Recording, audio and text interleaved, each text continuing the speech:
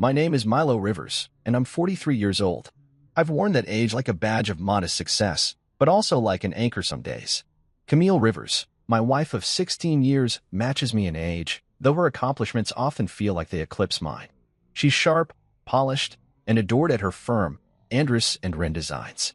People light up when she walks into a room, like she's the key they've been waiting for to unlock their creativity. I've watched that happen dozens of times. Me? I own Haven Built Cabinetry, a small business that's kept the lights on and even let us travel once in a while, but it's nothing flashy. Nothing that stops conversations. I've always thought of myself as the supporting cast in Camille's life, the guy with the quiet charm and the steady paycheck. And most days, that was enough.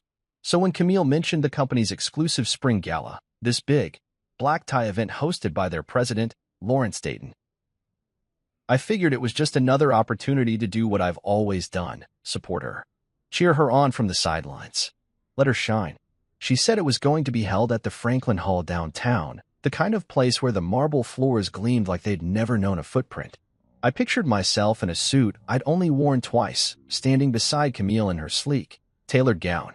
She always looked stunning in formal wear, like she'd been born to glide through a crowd with a glass of wine and a polite smile. I'd just be her plus one. The tag-along. The guy with the easy grin and the folded hands. And that was fine. I liked being there for her. I liked seeing her glow. The morning of the gala, I woke up early, nerves buzzing like a low hum under my skin.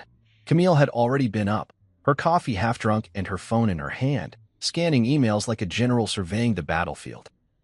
I watched her for a minute, admiring the way her hair fell across her cheek, the way her fingers moved fast and sure.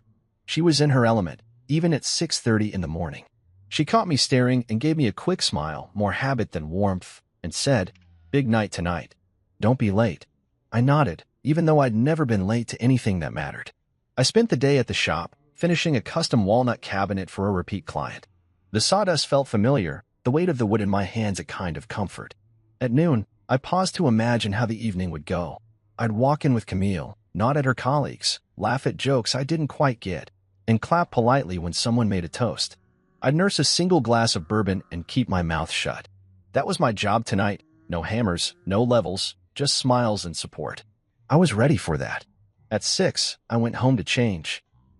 Camille was already dressed, a deep emerald gown that hugged her curves and shimmered under the bedroom lights. She looked like she belonged on a magazine cover. I told her so, and she laughed, a quick, distracted sound as she turned to check her reflection again. I tried to smooth the lines of my suit, feeling suddenly underdressed even though I'd followed her advice to the letter. She leaned in, gave me a soft kiss on the cheek, and whispered, "Thank you for coming tonight, Milo. It means a lot." I nodded, my throat tight with something I couldn't name. The drive to the gala was quiet. Camille stared out the window, her phone in her lap but untouched. I tried to make small talk, about the cabinet project, about a new client asking for a built-in wine rack, but she only hummed in response, her mind already at the venue. I didn't take it personally. This was her night, and I was just along for the ride. I focused on the road, on the way the city lights blurred in the windshield. We arrived at Franklin Hall, and even from the curb, I could see it was the kind of place where people came to be seen. Spotlights lit the sidewalk, casting gold and white glows over the guests streaming in. Valets in pressed uniforms opened car doors with practiced grace. I stepped out and adjusted my jacket. Camille took my arm, her perfume warm and floral, and together we walked up the steps. She smiled at the doorman like she'd known him for years. He grinned back, tipping his cap, and suddenly I felt like the world was a stage she'd been born to own.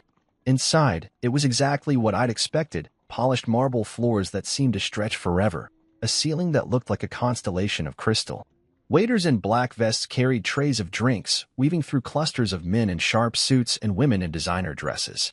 A string quartet played softly near the bar, their music floating like a warm breeze. Camille's coworkers were already gathering, glasses raised, eyes bright. They spotted her and swooped in, all smiles and cheek kisses. I stood back, hands in my pockets, letting her shine. That's what I was here for, after all. Just a plus one. Just a tag along. But as I watched her laugh and talk, I wondered if she saw me at all. If she'd introduce me, or just let me fade into the background like a ghost. She caught my eye and waved me over, her smile bright but a little forced. I walked to her side, nodding politely as she made the rounds, but no one really looked at me. I was the husband, the cabinet guy, the plus one, the man who'd walk out of here at the end of the night, slip off his jacket, and wait for her to tell me how it all went. And that was fine. Really, it was. I'd built my life around supporting her, and I'd never wanted to take her place. But something in her eyes tonight felt different. Like she'd been waiting for this. Like she'd stepped into a world that didn't have room for me anymore. I tried to ignore it. I tried to focus on the music, the way the lights danced on the glasses, the scent of fresh flowers drifting through the air. I was just a plus one, right? Just a plus one. And for now, that was enough. Camille had been under pressure for weeks, more than I'd ever seen in the 16 years we'd been together. Every evening, she'd come home with that forced smile, her lips tight and her eyes dark like a storm behind glass. She'd kick off her heels, drop her purse by the door, and give me a mechanical kiss on the cheek, like a ritual we were both too tired to question. Andrus and Wren Designs was a prestigious firm with a reputation for being both cutthroat and innovative. They designed everything from luxury hotels to state-of-the-art workspaces, and Camille was their shining star. She'd been headhunted 2 years ago by the CEO himself, Lawrence Dayton, and she'd risen faster than any of us expected. But this year was different. They'd hired a new VP, Blair St. James. And I'd heard her name come up more often than I'd heard my own. Even in our own home, Blair St. James was a name that carried weight, even in the construction circles I moved in. She was the kind of woman who walked into a room and made every other conversation stop. Word had it she could kill a deal with a single glance, or make a career with one well-placed compliment. Camille idolized her in a way that made me uneasy. She'd talk about Blair the way some people talk about celebrities, her voice filled with admiration and a trace of fear. "She's brilliant, Milo," she'd say as she scrolled through her phone at night, half listening as I talked about a new cabinet design I'd sketched that day. She knows what it takes. I'd nod and pretend to understand, even though I couldn't remember the last time Camille had called me brilliant. As we drove to the venue that evening, the silence in the car felt heavy enough to buckle the doors. I glanced at Camille, hoping to catch her eyes, but she was staring straight ahead, fingers tapping a restless rhythm on her clutch. The streetlights slid across her face like spotlights on a stage, highlighting the tension in her jaw, the shallow rise and fall of her breath. I wanted to ask if she was okay, but I knew better. Camille wasn't the type to talk about feelings before an event like this. She needed to stay composed, to hold that mask of perfection in place for just a few more hours. We pulled into the Franklin Hall valet line, and Camille gave the attendant a smile that didn't quite reach her eyes. He opened her door like she was royalty, and she stepped out, adjusting the strap of her emerald dress with a practiced grace.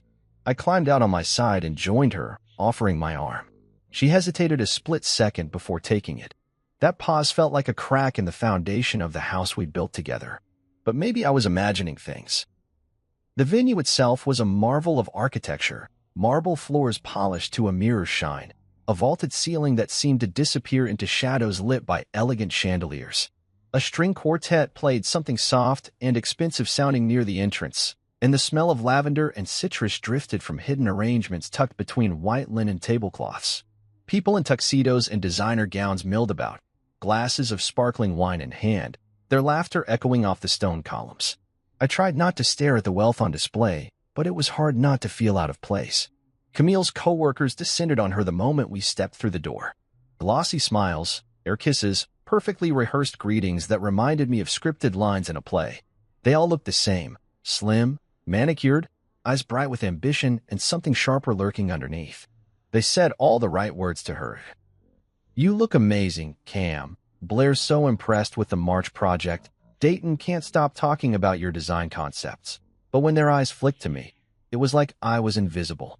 Or worse, like I was a prop she'd brought along to complete the picture of her perfect life.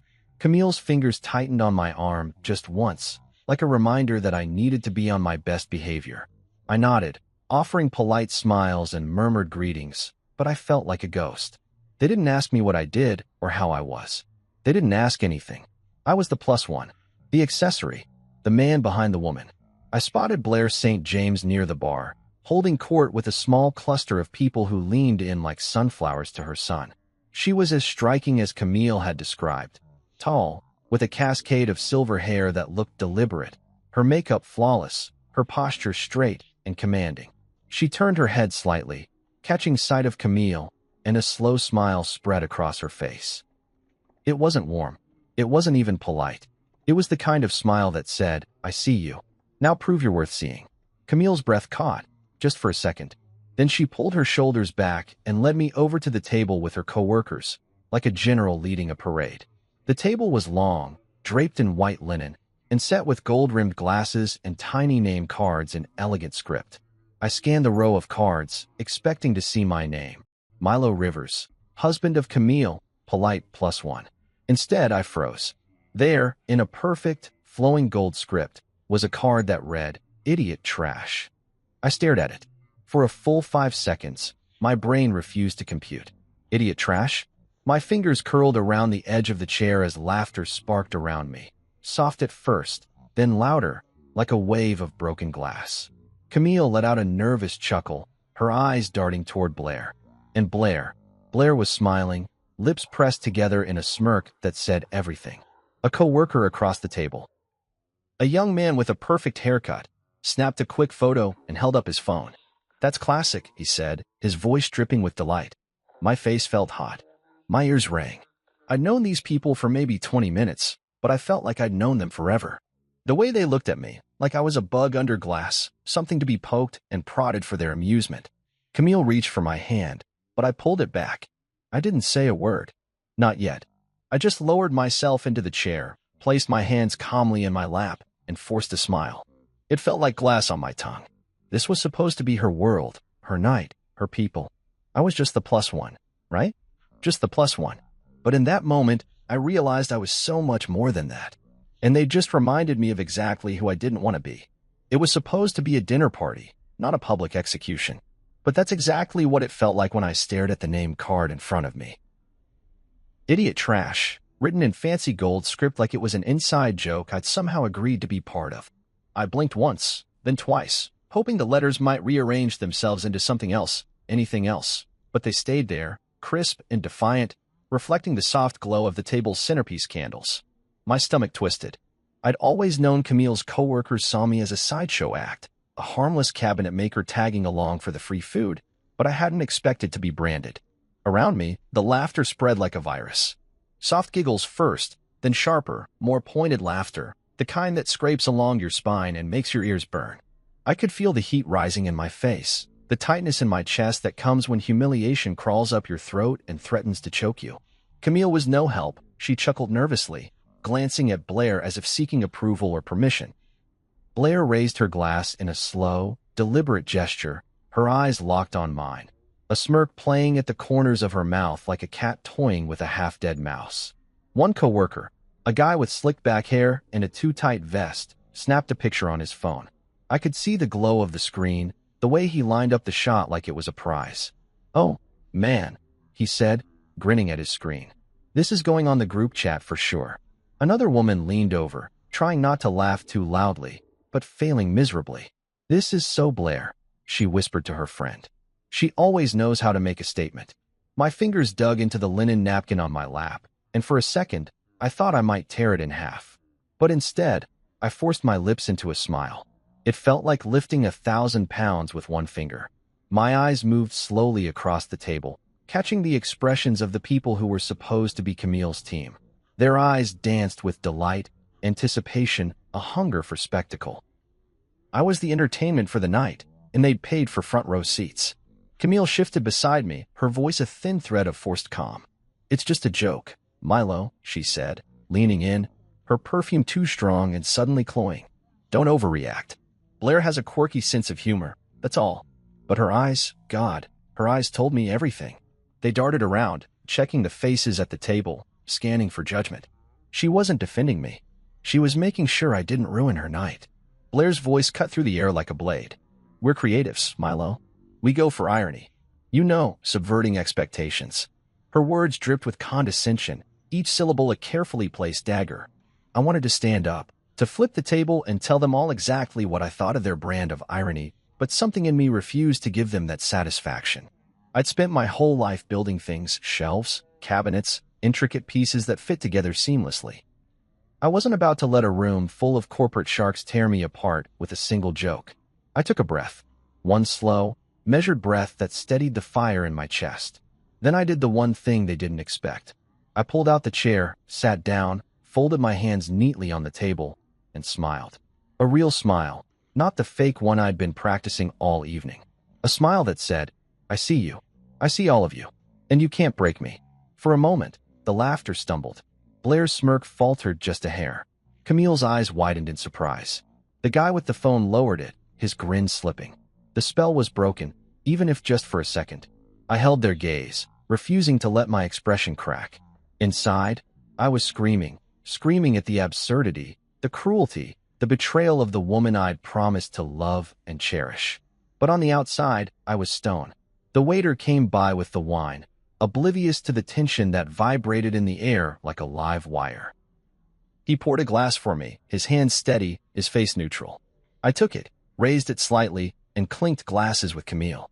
She tried to smile, but it crumbled at the edges. She knew. She knew exactly what this was, a test of loyalty. And I could see in her eyes that she'd failed it before she'd even tried. I took a sip of the wine, letting the taste roll across my tongue. It was bitter, sharp, expensive. I set the glass down carefully, aligning it perfectly with the edge of my name card. So, I said, my voice calm measured. What's on the menu tonight? Other than me, of course. A ripple of laughter moved around the table, but it was different this time, uneasy, uncertain. Blair's eyes narrowed just a touch. She didn't like that I'd spoken. She didn't like that I wasn't playing my part. Camille leaned over, her hand brushing mine like a question mark. Please, Milo, she whispered, her voice trembling. Don't do this. Not here. Not tonight. Her fingers were cold against my skin, and I wanted to pull away, but I didn't. Instead, I turned to her and met her eyes, steady and unflinching. Don't do what, Cam? I asked, my voice low but clear enough for the table to hear. Don't embarrass you? Or don't embarrass them? Her eyes darted away, and I knew the answer.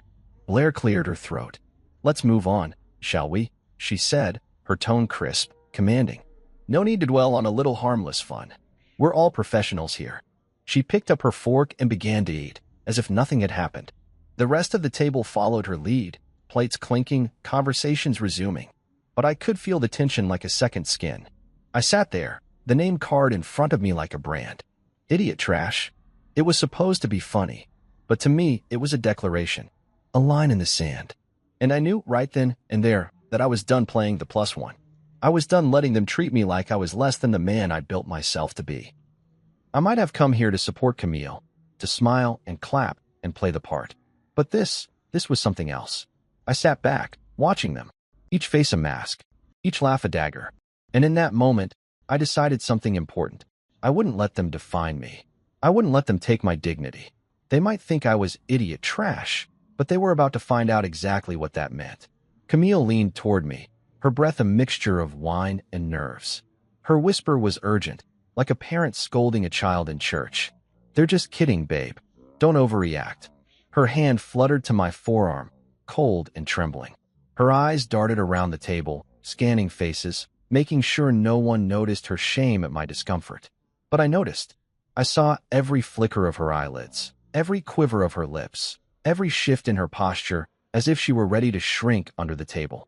I stared at her, that mask of composure slipping for the first time since we'd left the house. She didn't say, I'm sorry. She didn't say, that was cruel.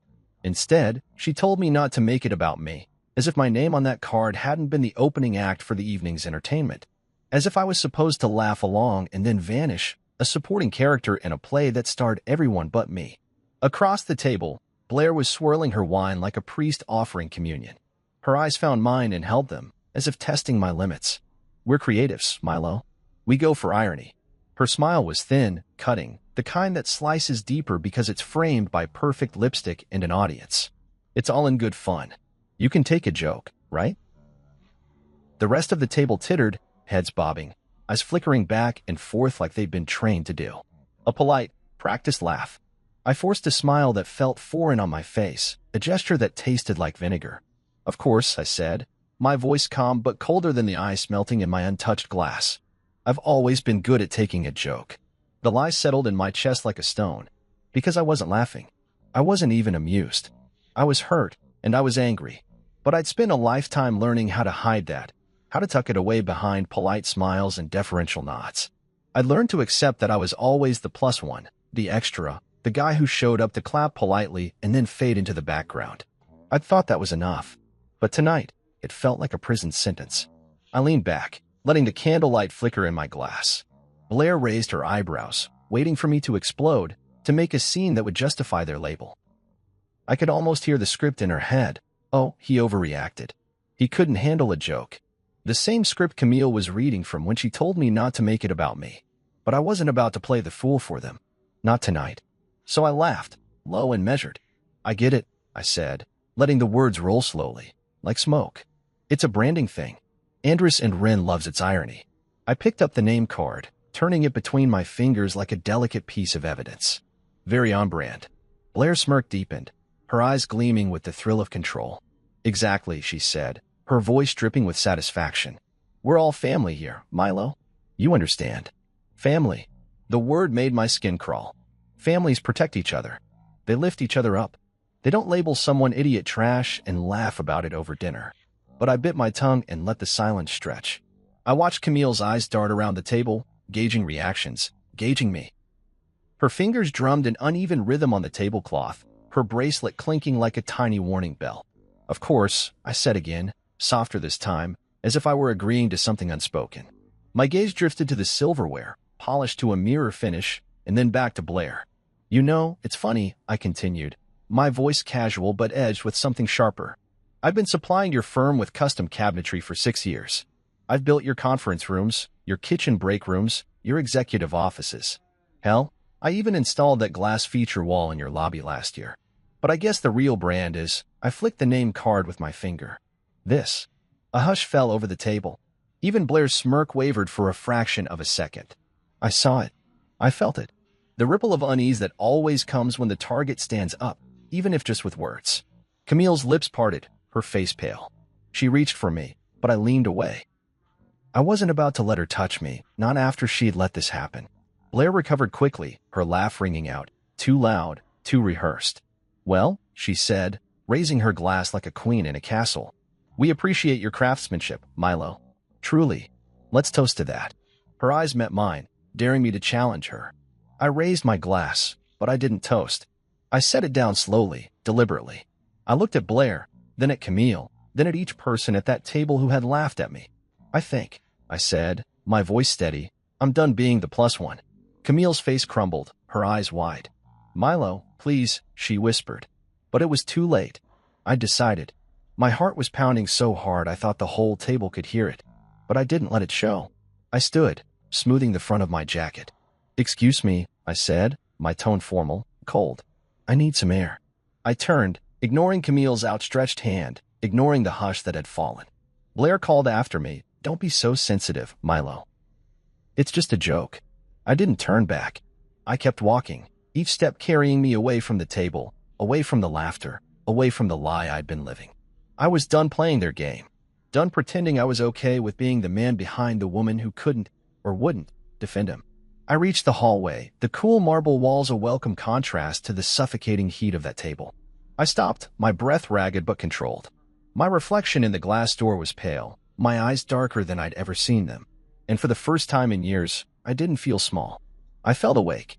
Behind me, I could hear the muffled laughter resuming. The dinner would go on. The wine would flow. But I wouldn't be part of it. Not anymore. I'd spent too long letting them brand me with their labels, letting them treat me like a sideshow. But tonight, I decided to walk away from all of it. The dinner, the disrespect, and the company my business had been quietly supplying for the last 6 years. Maybe they'd learn. Maybe they wouldn't. But that was their problem now. I was done being idiot trash. I was done being their joke. And in that quiet hallway, with the laughter fading behind me, I felt something I hadn't felt in a long time. Pride. Midway through dessert, a delicate construction of chocolate mousse and edible gold leaf that cost more than I earned in a day, I stood up. My chair scraped against the marble floor, the sound sharp enough to slice through the murmur of polite conversation. Camille's hand shot out, her fingers catching my sleeve in a silent plea. Milo, please sit, she whispered, her voice tight, a tremor in her eyes that felt like a threat and a cry for help all at once. I met her gaze, saw the panic in her pupils, and knew she was thinking about the damage I might cause. damage to her image, to her carefully cultivated place in this kingdom of power suits and Art Deco chandeliers. I gently pulled my sleeve from her grasp, feeling her fingers slip away like water. "I'm just stepping out," I said, my voice calm, controlled, each word a quiet rebellion. I smoothed my jacket as I turned, scanning the room until my eyes landed on the bar-polished mahogany, manned by a single bartender in a crisp white shirt. And there, in conversation with a regional partner, stood Lawrence Dayton himself, the president of Andrus and Wren Designs. His presence radiated authority even in the sea of tailored suits and curated smiles. He wore his success like a custom-made armor, each button gleaming with a kind of effortless confidence.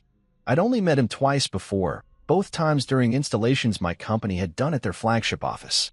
He'd been polite, gracious even, praising my craftsmanship and talking about how Havenbuilt's work had saved them money and elevated their brand. But tonight, he was just another face in a crowd until now. I walked straight toward him, my steps even, my heart pounding so hard it echoed in my ears. Each step felt like it carried 1,000 unsaid words, every slight, every patronizing laugh, every dismissive glance I'd absorbed over the years. Camille's voice called faintly behind me, but I didn't look back. This was between me and the people who thought they could brand me idiot trash and still get the best of my work.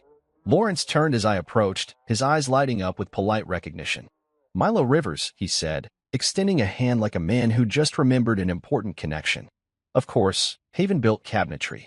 Your custom installations saved our Grace and Property budget last quarter. That was brilliant work." His words rang with the kind of practice praise that came naturally to men like him, an appreciation for a job well done, nothing more, nothing less. But for the first time, I didn't shrink under it. I took his hand and shook it firmly, feeling the strength in his grip and knowing I wasn't the only one with something to lose. "Thank you," I said, letting my voice stay calm, even. "Your team's always been good to work with, at least, they were until tonight." His smile faltered. "I'm sorry, tonight? What's wrong?" I held up my phone, screen aglow with the photo I'd taken earlier at the table. The name card in its perfect, elegant script. "Idiot trash." The letters glared at us, a condemnation in gold foil. Lawrence's eyes darted from the screen to me, confusion flickering across his face. "Ask your VP and her team," I said, my voice low but steady, the words sharper than any blade I'd ever held. "Ask them why they thought it was funny to put this at my place setting. Ask them why they laughed." He stared at the photo, his brow furrowing. I saw the gears turning, the weight of responsibility shifting as he realized this wasn't just a joke gone wrong. This was a potential scandal, an embarrassment that could tarnish the company's reputation. "Mr. Rivers," he began, his voice now edged with concern. I'm sure there's some misunderstanding. Let's sit down, we can talk." I shook my head. "I'm not here to talk it through. I came here tonight to support my wife, to celebrate her achievements. But instead, I was humiliated at her table, by her team, and by extension, your company." His mouth opened, but I didn't give him a chance to respond. I leaned in just slightly, my voice low enough that only he could hear, but firm enough that he'd never forget it. "I'm cutting ties with Andrus and Wren. Effective tonight." His eyes widened, his face paling under the soft glow of the bar lights. "Wait, Milo, let's not be hasty. Your craftsmanship, your team." "My team will be fine," I said, my voice final. "We have other contracts, and now, we'll have more time to focus on clients who respect what we do, and who we are." He blinked, his jaw tightening, his hand dropping to his side. "I'm sorry," he murmured, but the words felt like they were spoken by someone far away. "I didn't know. That's the problem," I said, my tone measured. "You didn't know, and now you do." I stepped back, my heart hammering, but my spine straight. I felt a lightness in my chest, a freedom that came with finally standing up, finally choosing myself over the shadows I'd been living in. As I turned to leave, I saw Blair across the room, her laughter frozen on her lips, her glass halfway to her mouth. Her eyes locked on me, confusion and annoyance warring for control. Camille was beside her, pale and trembling, her eyes wide with disbelief. I didn't stop to talk to either of them. I walked out of that room with my head held high, each step carrying me away from the person they'd tried to define me as, away from the +1 who'd stayed silent for too long. Outside, the night air was crisp and cool, a relief after the stifling warmth of that ballroom. I took a deep breath, the city lights twinkling like distant stars, and felt something in me settle. Something that had been rattling loose for years. For the first time in a long time, I felt like I was walking towards something better. I didn't know what it would look like yet, but I knew this. It would have my name on it. No gold foil. No mockery. Just mine. And I was okay with that. Lawrence Dayton blinked, his face a shifting canvas of confusion, disbelief, and something that looked like shock. The kind of look you'd expect from a man whose house had just been broken into, but the thief wasn't there for the silver. No, the thief had come for the truth. "Excuse me," he asked, his voice softer now, almost brittle. A man used to being in charge, caught off guard by someone he'd thought too small to matter. I didn't waver. My hands were steady at my sides, my phone still glowing in my pocket like a smoking gun. I looked him dead in the eye, holding his gaze so he couldn't look away. "Ask your VP and her team," I said, letting every syllable land with the weight of a hammer. "Ask them why my Plays card read, idiot trash." I felt the words settle in the air, sharp and undeniable, the way the truth always does. His face tensed like he'd just been slapped. I pulled the phone from my pocket, the screen lit with the photo I'd snapped. My name card in gold script, that hateful label mocking me from the linen tablecloth. I didn't have to say a word as I handed it to him. His eyes darted from the photo to me, then to the bustling gala behind us where Blair was holding court, her laughter ringing like a bell over the polished marble. He exhaled, a sound somewhere between disbelief and anger. This is unacceptable," he muttered, but his voice lacked the conviction of a man who'd built his empire on polished smiles and sealed deals. I straightened my back, feeling taller than I'd felt in years. "I respect my wife," I said, the words rolling out of me like a vow I'd been waiting to make. I came in peace. But now, I leave with pride. I let that sink in, let him feel the finality of it. I wasn't asking for an apology. I wasn't begging for respect. I was taking it. Behind me, the noise from the dining hall continued like a distant party I was no longer part of. Plates clinked, laughter rose and fell, and somewhere, a violin played a piece I couldn't name. But it all felt muted, like I'd stepped through a door into a different world, one where I didn't have to prove my worth to anyone. Dayton's fingers curled around the phone, his thumb brushing the screen as if he could erase the image by smudging it. "Milo," he said, his voice softer now, a note of desperation threading through his tone.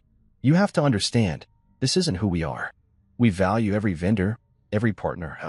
"Save it," I interrupted, my voice calm but carrying a firmness that surprised even me. "I've been quietly supplying your company for 6 years. My team has worked nights, weekends, and holidays to deliver the best. We've taken pride in every project. And this is what I get in return." I let the silence stretch, let the guilt settle like dust in the air. He opened his mouth, but I didn't give him the chance to spin another polished corporate apology. "I'm not asking for an explanation," I continued. "I'm telling you that your company's name no longer deserves the work I do. I'm cutting ties. Effective tonight." For a second, the mask of the president slipped, and I saw the man underneath, the one who'd built his reputation on deals and handshakes, but maybe hadn't looked too closely at the details. The one who'd let people like Blair thrive because she got results, because she made the company look good, on paper, at least. His jaw tightened, and he nodded once, slow and deliberate. "You're right," he said finally, the words heavy, each one a confession. "You deserve better than this." I nodded, the finality of it washing over me like a cold rain. "Yeah," I said, my voice low but steady. "I do." And then I turned, letting the moment hang like a painting on a wall, and started walking away. Each step felt like a victory, a declaration that I wouldn't be defined by their laughter or their labels. That I was more than a +1, more than the man who showed up to clap politely and then fade into the background. Behind me, I heard Dayton's voice, louder now, sharp as a command. "Blair," he barked. "In my office. Now." His tone was laced with anger and something else, fear, maybe, or the realization that the empire he'd built might have cracks in its foundation. I didn't look back. I didn't need to. The hallway was empty, the carpet muffling my footsteps as I made my way toward the exit. I could feel the eyes on me, curious glances from strangers, staff members pausing mid-step, wondering what story they'd just walked into. But I didn't care. For the first time in a long time, I wasn't playing a part. I was just Milo Rivers, a man who refused to let someone else's label define him. I reached the door and pushed it open, the night air cool and sharp against my face. I took a deep breath, feeling the weight of the evening lift off my shoulders like a burden I'd carried for far too long. I glanced back once, just long enough to see the chaos I'd left in my wake, Dayton striding across the floor, his face set in a hard line, Blair staring after him with wide, uncertain eyes, Camille standing by the table, her hands pressed to her mouth like she'd just witnessed something unthinkable. And maybe she had. Maybe, for the first time, she'd seen the man she'd married. Not the plus one, not the cabinet guy, but the man who'd build his own life, brick by brick, and who wouldn't let anyone, especially her, take that from him. I turned away, stepping into the night, my mind already turning toward tomorrow, toward the work waiting for me, the team that believed in me, the clients who respected me, and maybe, just maybe, toward a life that felt more like my own. I didn't know exactly what came next, but for the first time in years, I wasn't afraid of the unknown. Because I'd remembered something important. I was the builder. And no one, no VP, no boss, no dinner table full of fake smiles, could take that away from me. Camille came home hours later.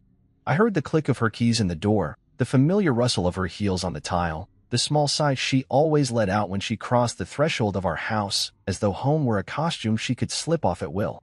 Only tonight, there was no relief in her sigh. It sounded different, strained, almost broken. She stepped into the living room, her eyes scanning the shadows for me. She found me sitting on the sofa, a glass of water in my hand, the TV screen black. I'd left it that way on purpose, a silent room, a place where her excuses would echo without interruption. Her eyes were red, but she tried to hide it by turning away and setting her purse on the entry table. "Why would you embarrass me like that?" she said finally, her voice trembling with anger and something else, fear, maybe, or shame. She turned back to me, arms crossed tightly over her chest, as if she were holding herself together. "You don't understand how that world works." I stared at her, the woman I loved, the woman who'd once laughed at my jokes and stayed up with me sketching ideas for the custom cabinetry business we'd built from scratch. But tonight, I saw something different in her eyes, a glimmer of resentment, a thin film of panic. "That world," I repeated, the words like pebbles on my tongue. "The world where your boss thinks it's funny to call your husband idiot trash? The world where you sit there and let them laugh at me like I'm not even a human being? That world." I let the silence hang heavy between us. She flinched, her arms tightening. "It was just a joke," she said, her voice too high, too brittle. "You know, Blair, she's always had that sense of humor. It's her way of..." "Of what?" I cut in, my voice sharper than I'd intended. "Of humiliating people who don't fit her idea of creative? Of reminding everyone at that table that they're better than me?" I set the glass down on the coffee table with a quiet clink, the sound more final than a slammed door. "You laughed, Camille. You laughed with them. And then you told me not to make it about me." She swallowed, her eyes glistening. "I didn't mean to." "But you did," I said, my tone softer now but no less firm. "You chose them. You chose to sit there and let them define me. And that's the part one can't just swallow down like it didn't happen." She sat down across from me, her posture rigid, her hands clasped so tightly her knuckles were white. "You don't understand," she said, her voice a hoarse whisper. "You don't know what it's like in that office. Every day is a test. Blair, she's ruthless. One wrong move, and you're out. You have no idea how hard I've worked to get where I am." I leaned forward, my elbows on my knees, my eyes locked on hers. "Then maybe I don't belong in your world anymore," I said, each word a quiet detonation in the space between us. Her breath caught, and for a moment, I thought she might cry. But she didn't. She blinked hard, pressing her lips together until they were a thin, colorless line. "So that's it?" she asked, her voice flat. "You're just going to walk away?" I took a slow, steady breath. "No, Camille," I said. "You're the one who walked away. Maybe not with your feet, but with your silence, with your laughter, with your refusal to stand up for me." I stood then, the motion slow but deliberate, like a man reclaiming his place in the world. "I'm done pretending that my place is behind you, waiting for you to remember I exist." Her eyes filled, but she didn't move. "Milo," she whispered, but the word felt empty, like a name she'd borrowed from someone else's story. I turned and headed toward the kitchen, needing distance, needing space to breathe. I could feel her eyes on my back, heavy with things unsaid. But I didn't turn around. I didn't give her the comfort of my attention, not this time. The house was too quiet, the clock on the wall ticking like a slow metronome, each second stretching into an eternity. I gripped the edge of the counter, letting the cold granite ground me. I thought about the years we'd spent building a life together, the late nights, the shared dreams, the whispered promises. But I also thought about every time I put her needs ahead of mine, every time I'd been the plus one, the silent supporter, the easy laugh in a sea of cold smiles. She'd let them call me idiot trash, and she'd laughed. I turned back to face her, my eyes steady, my heart suddenly calm. "I loved you," I said, my voice low. "I loved the woman you used to be, the one who celebrated my victories, who held my hand when things got hard. I don't know where she went, Camille. I don't know if she's ever coming back. But I can't stay here waiting for her." Her lips trembled, her eyes brimming with tears. But she didn't speak. And maybe that was her answer. I walked past her then, to the living room, my footsteps quiet but sure. I felt a weight lift from my chest with every step, like I was finally shedding the part of me that had let her world define mine. Outside, the night air was crisp and full of possibility. I paused on the porch, taking in the stars above, the hush of the wind. I wasn't sure what tomorrow would bring, what conversations we'd have, what battles we'd fight, but I knew this. I wouldn't be the man who let a single table of suits and a woman too afraid to defend him decide his worth. Her silence was sharper than any insult. But deep down, I think she knew I was right. And in that knowing, in that quiet acknowledgement, I felt something shift. Something that felt like freedom. Something that felt like me. 2 days later, the morning sun streamed through the kitchen window like a quiet accusation. I stood at the counter, coffee in hand, staring at the same stainless steel sink I'd installed years ago with a sense of pride. That sink had felt like a milestone then, a symbol that we'd made it, that my craft could hold its own in a home like ours. Now, it felt like a relic of a life that didn't quite fit anymore. I took a slow sip, letting the bitterness ground me. The doorbell rang, sharp and insistent. I set the cup down and moved to the front door, half expecting Camille to be waiting with another round of apologies or explanations. But instead, a courier in a navy jacket stood on the porch, a small box in his hands. "Mr. Rivers?" he asked, checking the label before passing it over. "That's me," I replied, taking the package. His eyes darted to the name on the label, Haven-Built Cabinetry, and he gave me a quick nod before retreating to his van. I closed the door slowly, the box heavier in my hands than it should have been. I carried it to the kitchen table, running my thumb along the tape, feeling the tension gather in my chest. Camille wasn't home yet. She'd left early for the office, promising a quick meeting that probably meant another round of damage control. I opened the box carefully, the flaps peeling back to reveal a stack of letters neatly arranged, each one on the same creamy Andrus and Wren letterhead that had once represented opportunity and pride. The first was from Lawrence Dayton himself. I unfolded it, the paper stiff and formal. His words were measured, heavy with corporate regret, but too carefully phrased to be personal. "Dear Mr. Rivers, I am deeply sorry for the incident at the gala. What occurred was not representative of our values or our respect for the craftsmanship you and your company have provided over the years. Please accept my sincere apologies. We have initiated an internal review to ensure such behavior is not repeated." I let the letter drop to the table. I'd expected it, some gesture from the top, designed to smooth ruffled feathers and protect the brand. But as I reached for the next envelope, my hands paused, the weight of the moment settling on my shoulders. This one was handwritten, the ink smudged in places, the handwriting rushed but sincere. "Dear Milo, I'm so sorry. I had no idea Blair would go that far. I always admired the work you did for us, and the way you supported Camille. I recorded Blair that night, bragging about the prank. I couldn't let it stand. I've already sent the recording to Dayton. I hope it helps. Sierra."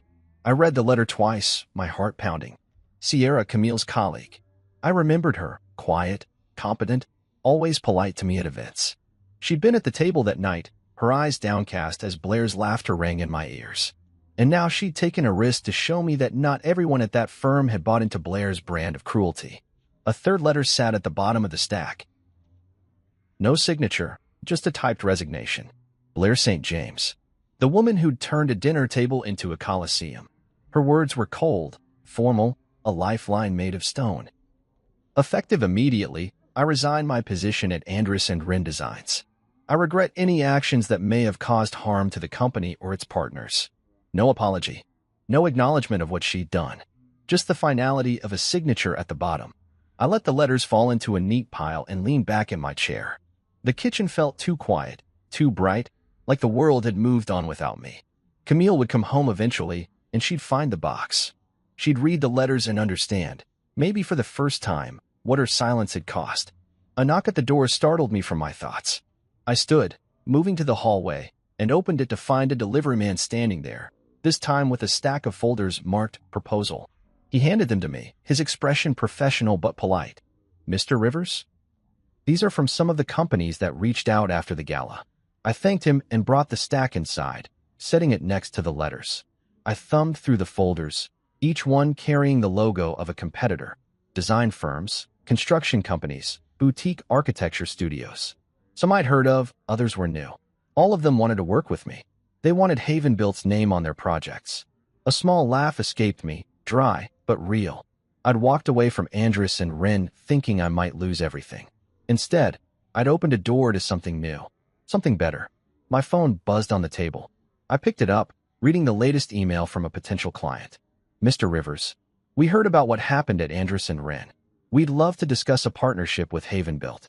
Your craftsmanship and integrity are exactly what we're looking for. Integrity, a word that felt like home in my mouth. The front door opened quietly, and Camille's heels clicked on the wood floor.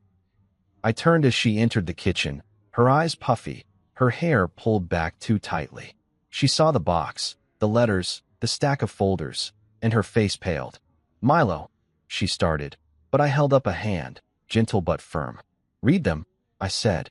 Read them all. She sat at the table, picking up each letter with trembling hands, her eyes scanning the words. Her lips parted as she read Sierra's note, her face crumpling at the resignation letter. When she reached the proposals, she looked up at me, tears brimming. I didn't know they'd do this, she whispered. You thought it was a joke, I said, my voice calm. A joke that cost them 3 employees and a reputation. I gestured to the stack of proposals. And it cost you your place there, too. Her eyes widened. They put me on leave, she confessed, her voice shaking. Pending an investigation. I nodded. Because you didn't stand up. Because you let them think that kind of behavior was okay. She wiped at her eyes, her hands trembling. I didn't think it would go that far. You didn't think. I interrupted, not unkindly but firmly. You didn't think about me, about us. You let them decide what mattered. The silence stretched between us like a bridge we weren't sure how to cross. But in that moment, I felt something like forgiveness. Not for her, maybe not yet, but for myself. For letting it get this far. For thinking that being the +1 was all I was meant to be. I stood, gathering the letters and the proposals, stacking them neatly. I have work to do, I said, and a team that believes in me. She nodded, her tears falling freely now. I didn't reach for her. Not yet.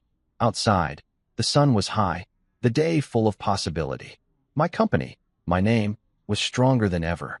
And as I headed to the workshop, I knew I wasn't the man who'd been branded at that table anymore. I was the man who'd walked away and built something better. The house was quiet again, but this time it wasn't the kind of silence that followed a fight. It was heavier. Still, like the air was holding its breath, waiting for something to shift. Camille sat across from me at the dinner table, where we used to share quick laughs and clink wine glasses over takeout cartons and long days. But tonight, there were no glasses. No food. Just her and me and the weight of what we hadn't said. She pushed her plate aside, it was barely touched, and stared at her hands. She wasn't wearing makeup tonight. No earrings. Just a simple black sweater and jeans. Stripped of the designer polish, she looked younger. Smaller. Like the version of her I remembered from years ago, when we still talked about dreams without worrying if they fit into someone else's plan. She took a deep breath and looked at me. I don't know who I am outside that job, she said, her voice trembling as though she'd never said the words out loud before. I always thought, if I climbed far enough, stayed late enough, impressed the right people, Blair, Lawrence, that everything would finally make sense, that I'd matter. I didn't interrupt. I just listened. For the first time in a long time, she wasn't rehearsing a pitch or reciting some preloaded defense. She was just Camille, lost, hurt, and finally honest. She looked down again. I spent years proving I belonged in that firm. And somewhere along the way, I stopped defending the parts of me that actually did. Her fingers picked at the seam of the tablecloth. Like you. Us. I swallowed hard. There it was. It wasn't bitterness I felt, though I'd be lying if I said it didn't flash through me sometimes. It wasn't even anger anymore. What I felt was more complicated. A grief, almost, for the version of us that used to be strong, playful, imperfect, but real. The us that sat on this same table 6 years ago planning the Havenbuilt expansion, mapping out a life where my craftsmanship and her vision could build something together. We used to have a rhythm, and then that rhythm started to skip. Slowly, at first. Then it fractured completely. You didn't lose yourself, Cam, I said, choosing each word with care. You just stopped defending the parts of you that mattered. Her eyes met mine, full of something raw and vulnerable. I didn't know how to stop it, she whispered. Everything moved so fast. Blair gave me attention. Opportunities. I kept thinking, if I just stayed on her good side, if I just kept performing, maybe she'd make space for me. I didn't realize. I was becoming her. I looked down at the wood grain beneath my hand. I'd carved this table, sanded every corner, sealed every groove. My hands had shaped it over weeks, and now it held this moment like a confession booth. You stood by her while she humiliated me, I said, softly but without apology. That wasn't about business, Cam. That was about basic respect. I know. Her voice cracked. I know. And it's killing me. Tears slid silently down her cheeks. She didn't sob. Camille never cried loudly. Even her breakdowns were quiet, like she was afraid to burden the world with her grief. She wiped at her face with the sleeve of her sweater, but the tears kept coming. I kept telling myself it wasn't a big deal. That you'd brush it off. That you always do, she said, her voice quivering. But when you walked away, when you told Dayton you were cutting ties, I saw it, Milo. I saw who you were. Who I stopped seeing a long time ago. I didn't say anything right away. I wanted to. God, I had so much I could say. But I knew the difference between words that filled silence and words that changed something. So I waited.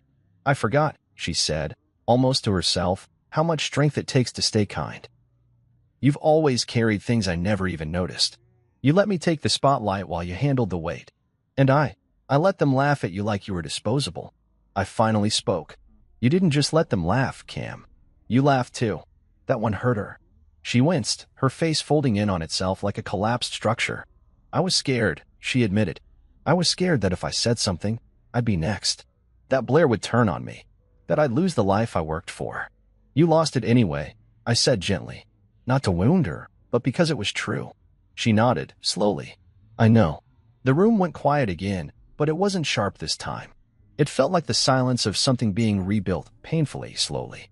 Like we were picking up the same blueprint, unsure of whether we wanted to reconstruct what we had or sketch something entirely different. I looked at her, really looked at her, not the woman from the gala, not the voice on the phone talking deadlines and drafts, but the woman I met all those years ago at that woodworking expo, the one who'd lingered too long at my booth because she liked the detail in a cherrywood drawer. She used to believe in detail, in effort. Somewhere along the way, she'd traded that for speed and power. But maybe, it wasn't too late to remember. I don't know what happens next, I said finally. I'm not making promises. Not yet. She nodded again, wiping at her cheeks. I'm not asking for them. I just wanted you to know I see it now. I see you. It wasn't an apology, not in the formal sense. But it was something more valuable, acknowledgement. And sometimes, the beginning of healing isn't in grand gestures, it's in being seen. Fully. Without excuse. We didn't talk about reconciliation that night. We didn't start mapping out how to put our marriage back together. That would come later, if at all. But what we did talk about was truth. About how we'd gotten here. About how we both let something beautiful become background noise. That night, for the first time in a long time, I slept without bitterness in my chest. The hurt was still there, but the bitterness had left. And in its place, there was room, maybe not for us just yet, but for clarity, for dignity, for peace. I never raised my voice. Not once. I didn't flip the table or throw the wine. I didn't give them the drama they expected. What I did was simple.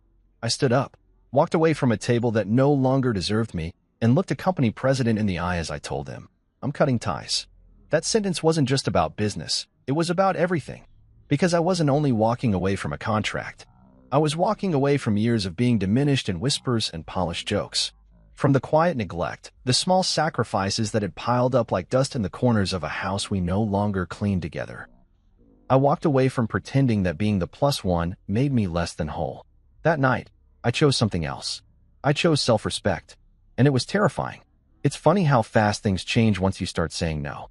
My inbox, once filled with repeat work orders and mild pleasantries from Andrus and Wren's staff, now overflowed with introductions from competitors, proposals with clean budgets, Notes from people who had quietly admired my work from afar. The company that once mocked me as idiot trash had done more for my reputation by disrespecting me publicly than years of silent craftsmanship ever had. It was ironic, but also poetic. Camille, for her part, stayed quiet those first few days. Her leave of absence from work became indefinite. Her name, once said with admiration in industry circles, was now paired with the phrase, under review. We barely spoke beyond what was necessary, but there was no yelling. Just space, time, reflection. One afternoon, I found myself in the workshop, sanding the edge of a walnut slab, letting the vibration of the machine ease something restless in me. The shop had always been where I thought best. The grain of the wood, the scent of sawdust, it was my rhythm, my center. I paused, ran my hand over the polished edge, and felt the smoothness beneath my fingertips. Clean, honest. A piece of work that could stand on its own without explanation. That's who I wanted to be now. That's who I'd forgotten I already was. I kept thinking back to that moment, the second I saw the name card. Idiot trash. Written in gold cursive like it was a joke wrapped in elegance. But what hit harder than the words was the reaction. The laughter.